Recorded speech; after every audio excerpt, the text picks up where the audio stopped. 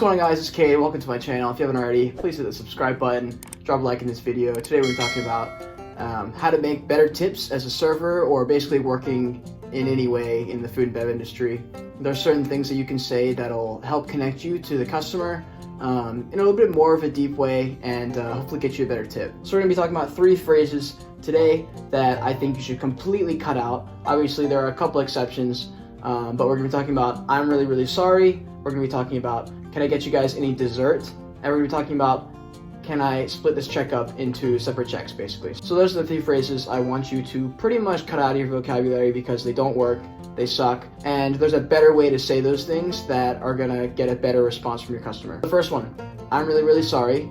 That puts your customer in a position of power, and when people are put in a position of power, they almost always abuse it. So when you put them in this pedestal of I'm really sorry, you're above me, I've messed up, they're gonna seem just a little bit better than you in their eyes, especially, which doesn't really help if they're gonna be leaving you a tip. So something that's really, really good instead of I'm sorry is gonna be thank you for your patience, thank you for being patient, thank you for understanding, thank you for being so understanding. That kind of compliment is something that puts them in a position where they feel good about themselves, but not in a way where they feel better than you. And then you don't look bad because you're not saying I'm so sorry and they're looking at the blame, putting the blame on you.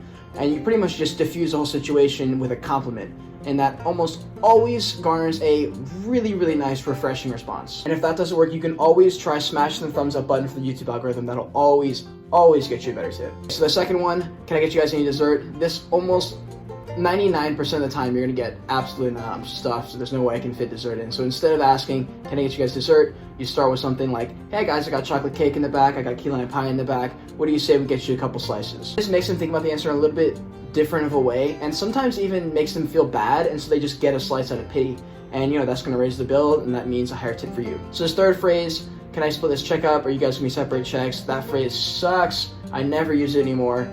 Because if you make that an available option for them, they're pretty much always going to take it. In big groups, especially young kids, young adults, they're going to take that option every time. I don't know why. I guess they don't know Venmo exists.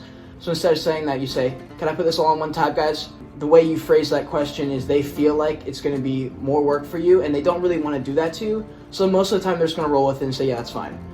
Very rarely you're going to get someone to say, actually, we need separate checks, because that makes them feel like they're making you do all this work, and most people don't want to really do that because it goes so out of your way, and it feels like you're going so out of your way to do it just by the way you phrase that question. So it's kind of just like a good psychology trick. So and that's all I have for you guys today. I do have a lot more tips as far as public speaking and just stuff in the food and bev industry, so if you guys want to see more of that, please let me know. But until then, I'll see you guys Friday. You know what to do. Hit that subscribe button, drop a like, and I'll see you guys then. Peace.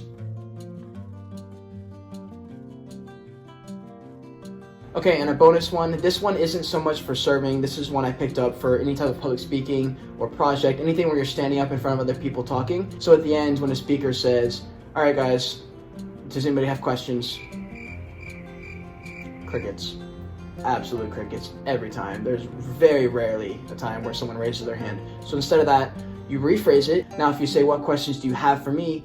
That invokes that I expect you to have questions for me.